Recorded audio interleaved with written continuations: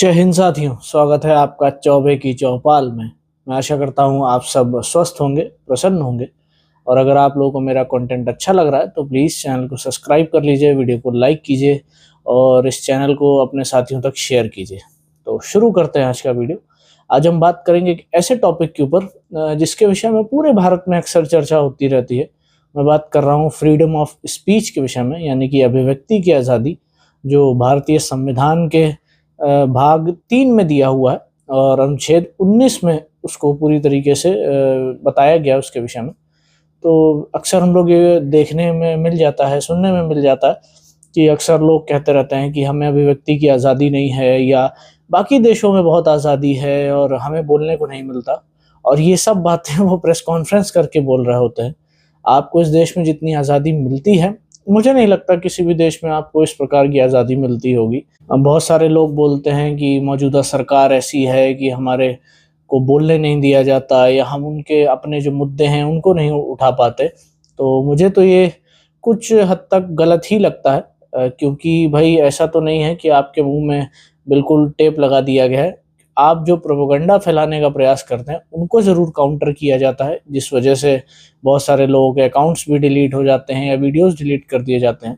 भारत उस दौर में भी रहा है, या भारत ने उस सरकार को भी देखा है जहाँ पे अगर कोई एक नामी ग्रामी सिंगर, जिसका पूरे भारत में जिसकी पहचान है, अगर वह मौजूदा जो तत्कालीन प्रधानमंत्री हों, उनकी बात को अगर ना माने या उनके कहने पे कोई गाना ना गाए, तो उसके ऊपर बैन तक लगा दिया जाता है, उसके गानों को दूरदर्शन पे चलने से रोक दिया जाता। तो यह भारत ने वो दौर देखा है। और हमारे देश में तो इसमें भी अंतर है। अभिव्यक्ति की आज़ादी वैसे तो हमारे देश का संविधान भारत के सभी लोगों पे लागू होता है, लेकिन जब अभिव्यक्ति की आज़ादी का बात आती है, फ्रीडम ऑफ स्पीच की बात आती है, तो ये भी दो भागों में बँट जाता है।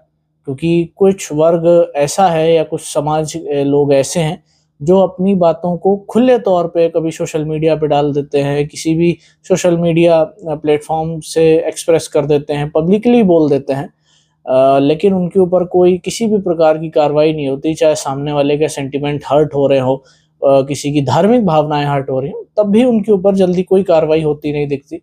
और लेकिन एक पक्ष जो जो दूसरा पक्ष है, अगर वो धोखे से कुछ बोल देता है तो राइट्स हो जाते हैं, या उनको अरेस्ट कर लिया जाता है, उनको नज़रबंद कर दिया जाता है। बहुत सारी चीज़ें ऐसी होती रहती हैं, आप लोग अक्सर देखते होंगे। और मुझे तो ये लगता है कि भारत के बहुत से ऐसे मुद्दे हैं जो ये अभिव्यक्ति की आज़ादी के नाम पे दबा दिए जाते हैं। ये जो एक अधिकार सबको प्राप्त है, तो वो भी उसका उपयोग करना भी एक कला है।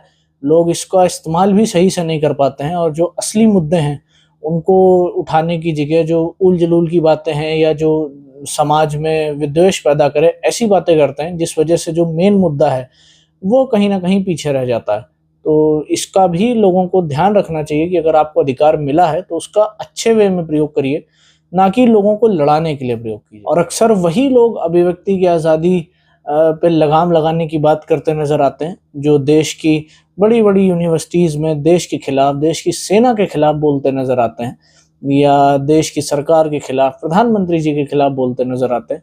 बोलिए, आपका पूरा अधिकार है अपनी बात को रखने का या सरकार के विरोध में बोलने का, लेकिन एक मर्यादा में रह के बोलेंगे तो अच्छा रहता है, तो जनता आपकी बात समझती भी है, और आपके जो पास काउंटर करने को भी एक समय रहता है या एक तरीके का पॉइंट रहता है। लेकिन आप अगर अपशब्दों का प्रयोग करते हैं तो ये आपके लिए ही हानिकारक सिद्ध होता है। पिछले बहुत सारे जो इलेक्शंस हुए हैं, इसमें हम लोगों ने देखा है कि ये राजनीतिक पार्टियां एक दूसरे को नीचा दिखाने के लिए कितनी अपशब्दों का प्रयोग करती है, और ये दोनों तरफ से होता है, कोई एक तरफ से या पक्ष विपक्ष की बात नहीं। ये जो जितनी भी राजनीतिक पार्टियां हैं, ये इन शब्दों का इस्तेमाल करती हैं, और इन सब चीज़ों का इलेक्शन में बहुत तरीके से इफ़ेक्ट पड़ता दिखाई देता है। लोग इन सब चीज़ों से बहुत जल्दी खुद को अटैच कर लेते हैं, और उसके बाद रिज़ल्ट्स आपके सामने होते हैं।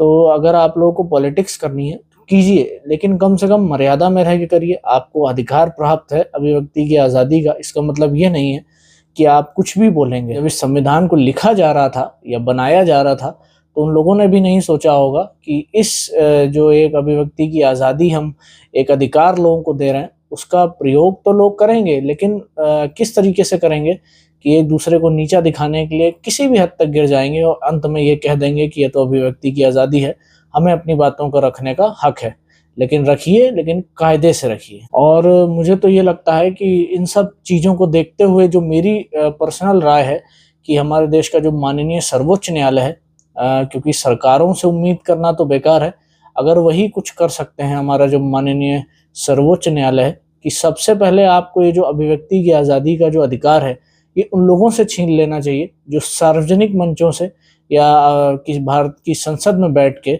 या विधानसभाओं में बैठ के इस देश की सेनाओं को गाली देते हैं, उनके विषय में अपशब्द बोलते हैं या उनके खिलाफ जो भ्रामक बातें फैलाते हैं, सबसे पहले उन लोगों पर कार्रवाई होनी चाहिए, उनके इस अधिकार को छीन लेना चाहिए।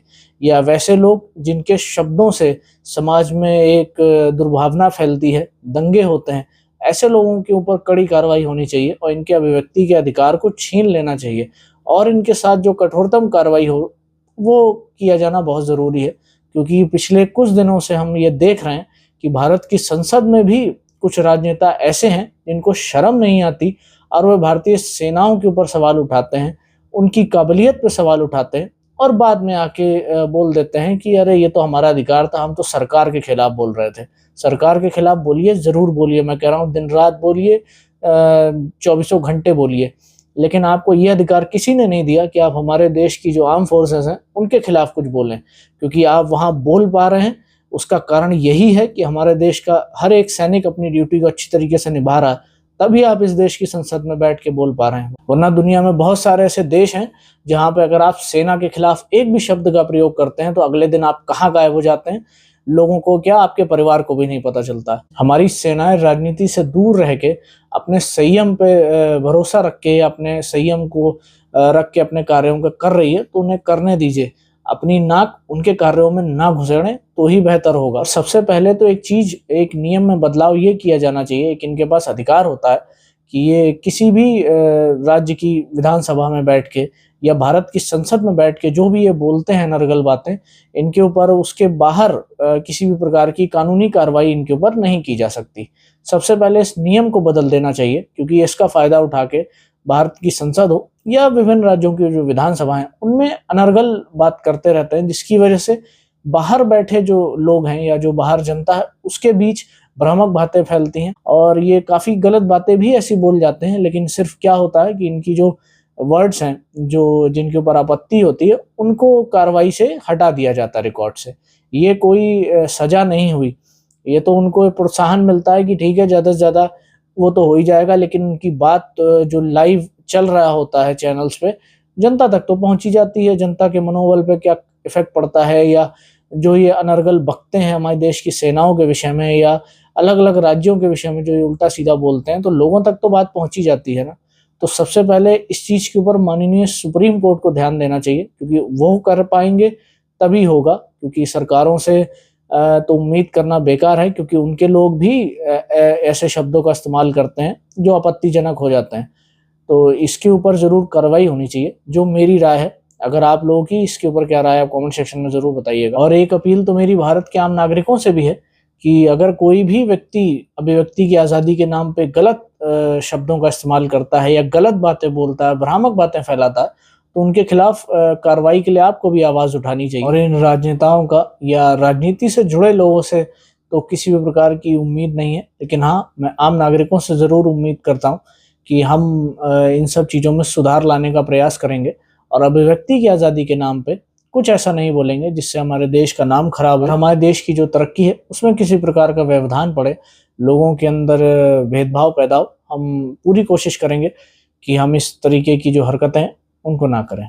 बाकी अगर आप लोगों को मेरे कंटेंट में दम लग रहा हो तो प्लीज़ चैनल को सब्सक्राइब करिएगा, वीडियो को लाइक कीजिएगा, कमेंट सेक्शन में अपना प्यार दीजिएगा और आप लोग भी अपनी राय इस मुद्दे पे कमेंट सेक्शन में रख सकते हैं। धन्यवाद। जय हिंद।